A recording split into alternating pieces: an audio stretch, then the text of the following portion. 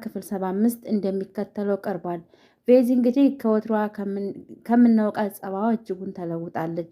ቬዚ ናቱ እኔ ኤፍራታንም አንተንም እጅጉን በድያችኋለሁ። ባደረግኩት ስህተቴ ግን እጅጉን ተጸጽቻለሁኝ። አንድ ነገር ልንገርህ ናቱ ኤፍራታ በጣም ትወድሃለች፣ በጣም ታፈቅርሃለች። ግን በነገሮቿ ሁሉ በተደረገባት ነገሮች ሁሉ መስዋዕትነት ከጎኗ ልትከፍል ትችላለህ።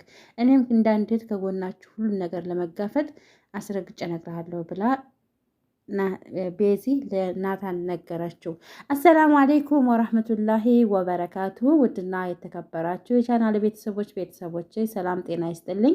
በያላችሁበት ዓለም ዳርቻ ሰላማችሁ ብዝት ይበልልኝ። እንዲሁም ክርስቲያን ወገኖቼ ሰላም ብያለሁ።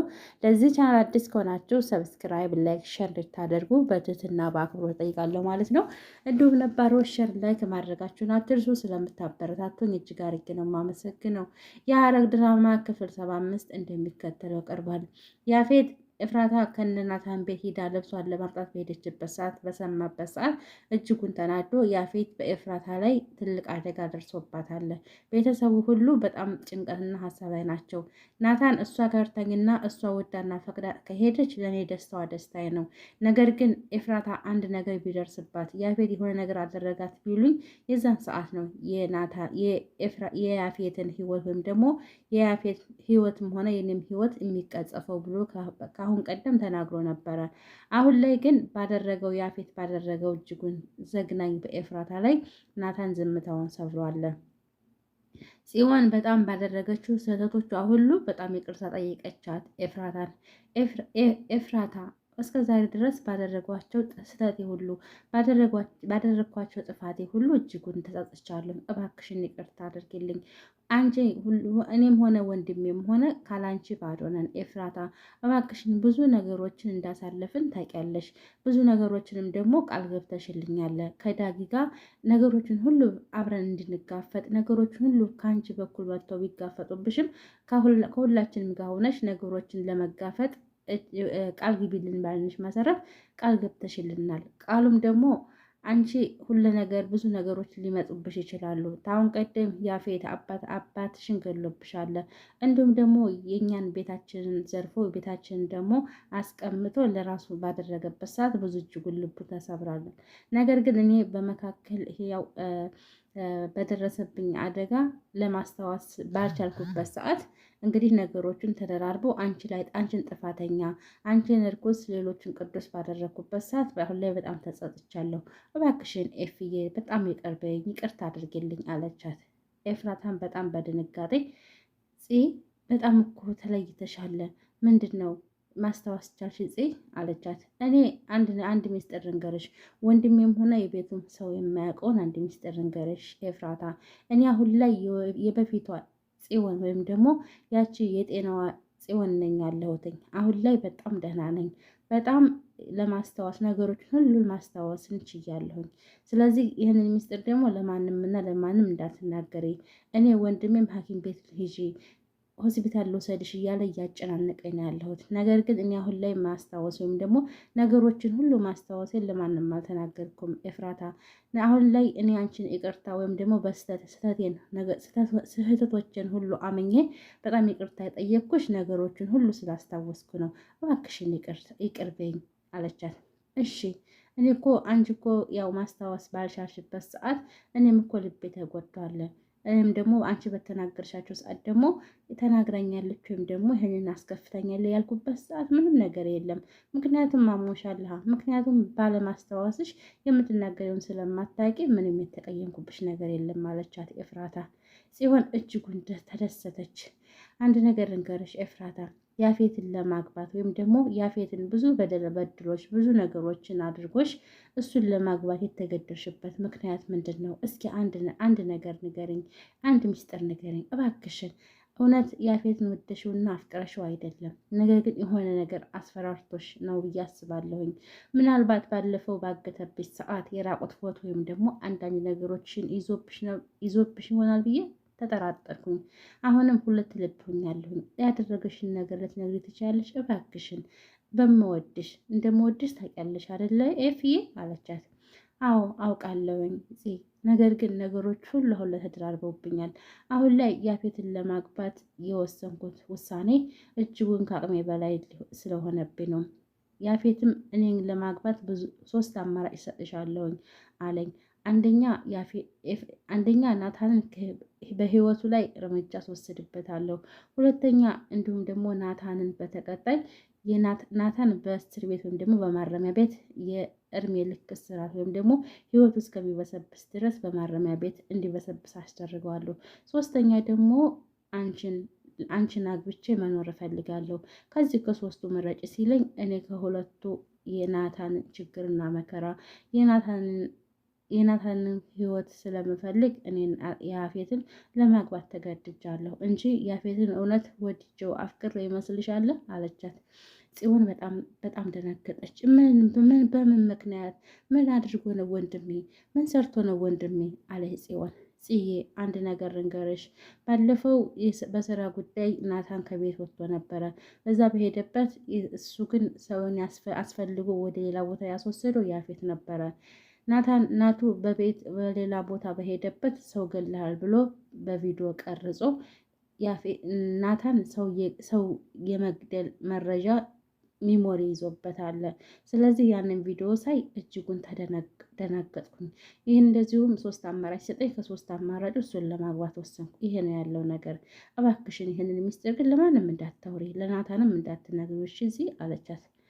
ጽዮን በጣም ደነገጠች። ወንድሜን ሊገለው፣ ወንድሜን ህይወቱን ሊያጠፋው፣ እኔ ከማንምና ከምንም አንድ ወንድሜን ማንም ሰው እንደሌለ ታውቂያለሽ፣ አንድ ወንድሜን ብላ ጽዮን በጣም አለቀሰች። እንዲሁም ደግሞ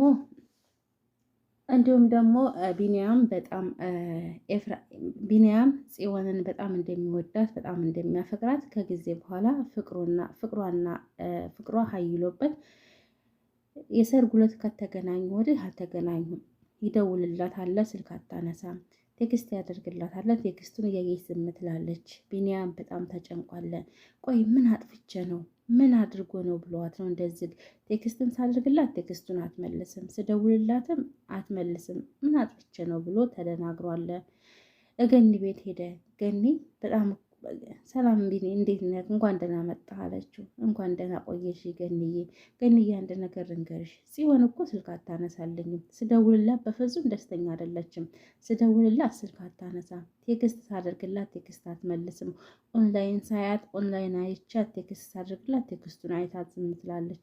ምን በድያን ነው ግን? ምን አጥፍቼ ነው አለ። ናታን ጠይቄው ነበር። ጽ ደህና ናት፣ በሰላሟ ነው ቴክስት ሳደርግላት የማትመልስልኝ ብዬ ስለው አይ ሰላም ናት፣ ደህና ናት፣ ስልኳን አላየች ይሆን እንዴ ብሎ ናታንም መለሰልኝ። እኔ ግን አሁን ላይ እጅጉን ልቤ ተሰበረ ገንዬ። በጣም እንደምወዳት ታውቂያለሽ አይደል? በጣም እንደማፈቅራት ታውቂያለሽ አይደል? አላት ገኒን። አይ እንግዲህ አንድ ሰው ሳይመቸው ወይም ደግሞ ሳያየው ሲቀር እንደው በመጥፎ ነገር ለምን ትተረጉማላችሁ? ያ ሰው አልተመቸውም፣ ያ ሰው ደግሞ ስልኩን አላየውም የሚባል ነገር የለም እንዴ? ግድታ ስልኩን እያየች አብረው ስልኩን ከእሷ ጋር አብሮ የሚውል የሚያድር ይመስላል እንዴ አለችው ገኒ። አይ አይደለም እኮ ገኒ፣ ቴክስቱንም እኮ የምጽፍላትን ቴክስት እኮ ታየዋለች፣ ስደውልም አታነሳም። እስከ ዛሬ እኮ እንኳን ደውዬ አይደለም ሳልደውልላት ስቅር ራሱ ሩጣ እሷ ነበረች የምትደውለው። አሁን ግን በጣም ተጨንቄያለሁ ገኒዬ፣ እባክሽን ምን አድርግትኛለሽ አላት። አይ እንግዲህ የሆነ ነገሮች በተፈጠሩ ቁጥር ወደ ሌላ ነገር አትወሰዳቸው ቢኒ፣ ስለዚህ አላየችው ይሆናል በሚለው ለምንድን ነው ጭንቅላትን የምታጨናንቀው? ስለዚህ አሁን እቤት ለምን አትሄድም? እቤት ሂደህ ምን እንደሆነ በሰላሟ እንደሆነ በእርግጥ ናታን እንዴት ናት ሰላም ናት የብለኸው ሰላም ናት ብሎሃል አይደለ? ነገር ግን አንተ ሄደህ መጠየቅ አለብህ። ስለዚህ እቤት መሄድ አለብህ አለችው። እሺ ገንዬ በቃ ሄዳለሁኝ አለ። ዳጊ በጣም ተናዷል ኤፍራታ ያፌትን በማግባቷ። ዳጊ በጣም ተናዶ ጓደኛው መጣ። ጓደኛዬ ዳጊ እንዴት ነህ አንተ? እስከ ዛሬ ድረስ እንደዚህ ቆንጅዬ ልዕልት እህት መኖርህን ሳትነግረኝ እሷን መኖሯን ባቅ ኑሮ እኮ ለእኔ ነበረች። ግን ምን መላለው አጎቴን አገባች። አጎቴ ግን ጀግና እድለኛ ነው ልበል ግን አለው። ማን ነው እድለኛ ጀግናው? እድለኛ ጀግናውማ እሱ ነው፣ ይችን የመሰለች ልዕልት እህቴን ስላገባ። ደግሞ ወዳውና አፍቅረው እኮ አይደለም ያገባት ይመስለኛል። በሆነ ነገር አስፈራርቷት እንጂ እህቴን እንደዚህ በአንድ ጊዜ እጅ አትሰጥም የኔ እህት አለ ዳጌ። አይ እሱ እንኳ እሷም ትወደዋለች፣ እሱ እንደሚወዳት እሷም ትወደዋለች። ሳትወደውና ሳታፈቅረው ነው እንደ አንድ ሴት ልጅ የምታገባው አለ። ናታንም እጅጉን ልቡ ተሰብሯል። ኤፍራታ እቤት ልብሷን ለመውሰድ በመጣችበት ሰዓት ናታን ተበሰቋቁሏል። ናታንን ቤት ያገኘችው ስትመጣ ቤዚም እንዲሁም ደግሞ ሉሊት ሁሉም ተደናገጡ። በጣም ደነገጡ። ጽዮንም በጣም ደነገጠች። ኤፍራታ ምን ተፈጠረ? በቃ አባረረሽ ማለት ነው አለች ቤዚ። አይ አባሮኝ አይደለም፣ የምፈልገውን አንዳንድ ነገሮች ልብሴን ለመውሰድ ነው የመጣሁት አለች ኤፍራታ። ናታንም በጣም ተናደደ። ናታን በጣም ተቆጨ። አሀ ለምን መምጣት አስፈለገ? ልብሱን ላኩልን ብትን እኮ ልብስን እንዲሁም ደግሞ የምትፈልጉን ነገሮች እኮ እንልክልሻለን። መምጣት ለምን አስፈለገ አላት ናታን። አይ ይቅርታ ናቱ፣ እኔ ጓዜን ወይም ደግሞ አንዳንድ የምፈልጋቸውን ለመውሰድ ነው የመጣሁት። እኔ የምወደውና የማከብረው ባለቤቴ ፈቅዶልኝ ስላልሆነ የመጣሁት አሁን ቶሎ ለመመለስ ነው የፈለግኩት አለች ኤፍራታ። ቤዚም እባክሽን ኤፍራታ ለትንሽ ደቂቃና ለትንሽ ሰዓት እስኪ ትንሽ ሰዓት ስጭን፣ እናውራ፣ እንመካከር። እውነት ያፌትን ወደሽው ነው እህቴ? አንድ ነገር ልንገርሽ፣ በእርግጥ እስከ ዛሬ ድረስ በድዬሻለሁ። እስከ ዛሬ ድረስ ብዙ ነገሮችን ጫና አሳድሬብሻለሁ። ግን በጣም ይቅርታ ባደረግኳቸው ነገሮች ሁሉ ባደረግኳቸው ስራዎች ሁሉ እጅጉን ተጸጽቻለሁኝ። እባክሽን እኔ ከኋላሽም ከፊትሽም ሆኜ ነገሮችን ለመጋፈጥ ከኋላሽም ከፊትሽም መሆን እንድታቂልኝ እፈልጋለሁ አለች ቤዚ። ኤፍራታም አይ እኔ ማንንም እንዲደረብልኝ ማንም እንዲያግዘኝ አልፈልግም።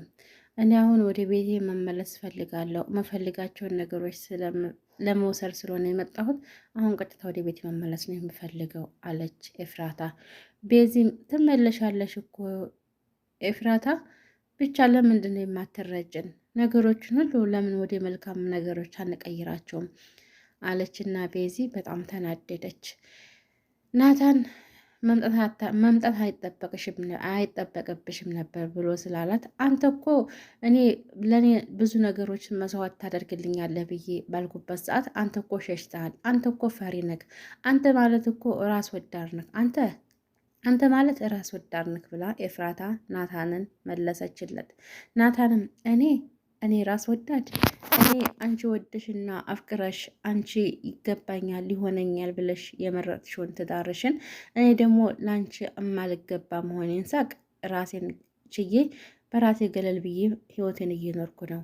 እንዲሁም ደግሞ እወደዋለሁ አፈቅረዋለሁ ብለሽ ያፈቀርሽውን ባልተቤትሽን ኢቭን እንኳን ለሰርግሽ መጥቼ ሰርግሽን ለማሳለፍ ሰርግሽን ለማየት መጥቼ በሰርግሽ ቀን አይተሻለ።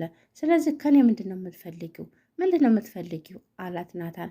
እኔ ካንተ ምንም የምፈልገው ነገር የለም፣ ግን ራስ ወዳድ መሆንህን ለመንገር ነው አለችው ኤፍራታ።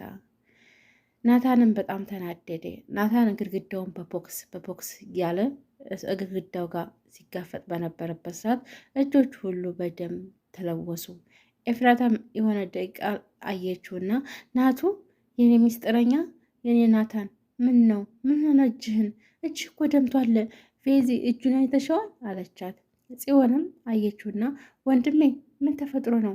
ምን ሆነህ ነው? እኔ እኮ እስካሁን አላየሁም ነበር ኤፍራታ ባልነገረችኝ አለችና ጽዮንም በጣም ደነገጠች። አይ እህቴ ደህና ነኝ፣ ምንም አልሆንኩም፣ አትጨነቂ እሺ አላት። ኤፍራታንም ደግሞ አንቺ መቼ ነው የኔ የሆንሽው? ወይስ እኔ አንቺ የሆንኩት መቼ ነው? እኔ አንቺ የኔም አይደለሽም እኔም ያንቺ አይደለሁም። ስለዚህ እባክሽን ተፋችኝ አልኩሽ አይደለ? እቃሽ ወይም ደግሞ ልብስሽን ለመውሰድ ነው አይደለ የመጣሽው? ስለዚህ እባክሽን ሂጂ ቤትሽ ሂጂ፣ የምትወጂው የምታፈቅሩ ባለሽ ጋር። እኔ ያንቺም አይደለሁም አንቺም የኔ አይደለሽም፣ ሆነሽም አታውቂም፣ ልትሆኝም አትችይም አላት ናታን። ኤፍራታም አዎ ልክ ነህ፣ በጣም ይቅርታ አለች። በዚሁም መካከል አሁንም መልሳ እባክሽን ጽዮን ወደ ሐኪም ቤት እንውሰደው፣ ሆስፒታል እንውሰደው፣ እጁ እኮ ተጎድቷል። የኔ ናታን እጁ እኮ አየሽው፣ እጁ እኮ ደም በደም ሆኗል አለች። ሆነም አልሆነም አንቺን አያገባሽም አልኩሽ አይደለም። ስለዚህ በእኔ እጅም ሆነ በእኔ መጎዳት የሚያገባሽ እስከሌለ ድረስ በቃ ተይኝ ውጭልኝ ከቤት አላት ናታን። ኤፍራታም በጣም ደነገጠች። እሺ በጣም ይቅርታ አለች። ጽዮንም ነገሮችን ሁሉ ስለነገረቻት ናታንን ያፌትን ለማግባት የተገደደችበት ሚስጥሩን ሁሉ ስለነገረቻት ጽዮን በጣም ተናደደች። ወንድሜ እረፍ ኤፍራታ ምንም ጥፋት የላትም።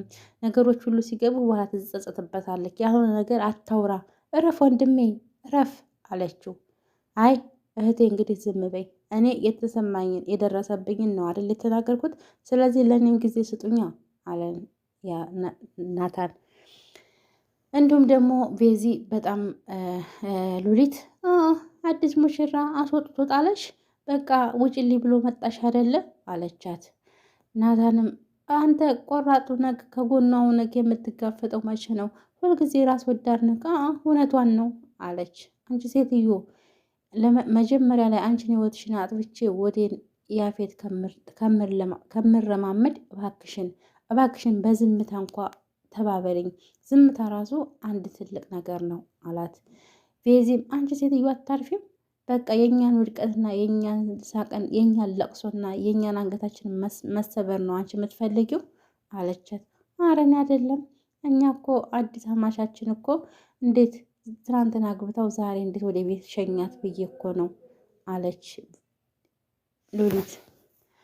ሉሊትም ለያፌት ደውላለት አቶ ያፌት አንድ ነገር ልንገርህ አለቃ፣ አንድ ሚስጥር ለመንገር ነበረ። በስልክ የሚወራ አይደለም። በአካል ተገናኝተን እንድነግርህ ፈልጌ ነበረ። ፈቃደኛ ነህ አለችው። ምንድን ነው የምትነግሪኝ ወይዘሮ ሉሊት? መልእክት ካለሽ ንገሪኝ፣ አሁን ፍሪ ነኝ አላት። አይ በስልክ የሚነገር አይደለም። አንተ ፍሪ ከሆንክ ወይም ደግሞ ተመችክ በአካል ተገናኝተን ነገሮችን ሁሉ እንድነግርህ ፈቃደኛ ነኝ አለችው። እሺ ከትንሽ ደቂቃ በኋላ እንገናኛለን አላት። እንዲሁም ያፌትና ሉሊት ተገናኙ። ሉሊት ስታገኘው ትናንትና ያገባት ሙሽራ ዛሬ ከኛ ቤት ወይም ደግሞ ከናታን ቤት መጣ ነበረ፣ ግን አያያዟ ደስ አላለኝም። እውነት ወዳህና አፍቅራህን ያገባሃት አለችው። ማናት? ማን ነው እያልሻለሽው? ምንድን ነው የምትቀባጥሪው አላት። ኤፍራታ ናታ፣ ትናንትና ያገባት የልብህ ንግስት ናታ አለችው። የት ነው የመጣችው አላት። እነ ናታን ቤት መታ ነበረ፣ ግን ያየኋቸው የማያቸው ነገሮች ሁሉ እጅጉን ደስ አላሉኝም። ታሞ ተመሟቀቅ አስቀድሞ መጠንቀቅ ይላል አያቴ። ስለዚህ እሰበበት ብዬ ነው ይህን ልነግርህ የመጣሁት አለችው። ውረጅልኝ፣ ውጭልኝ፣ ውረጅልኝ ብሎ አመናጭቆ ሉሊትን ከመኪና ውስጥ አወረዳት። ያቤት እየገሰገሰ እቤቱ ሄደ። እቤቱ ሲሄድ አንቺ ኤፍራታ እያለ ቤት ገባ። ኤፍራታን በድንጋጤ ከፎቅ እየተንደረደረች ደረጃው ወረደች። ምን ተፈጥሮ ነው? ምን አዲስ ነገር አለ? የተፈጠረ ነገር አለ እንዴ? የሰማኸው ነገር አለ እንዴ አለችው። ማናባሽ? የት አባሽ ነበርሽ? የት ነበርሽ? ንገሪኝ፣ የት ነበርሽ አላት። ይቅርታ እኔ ልብሴን ለማምጣት እቤት ሂጄ ነበር አለችው። የት ቤት?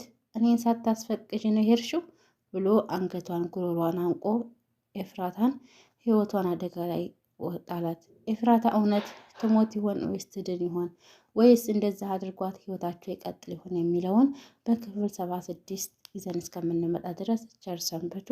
አሰላሙ አሌይኩም ወረህመቱላሂ ወበረካቱ።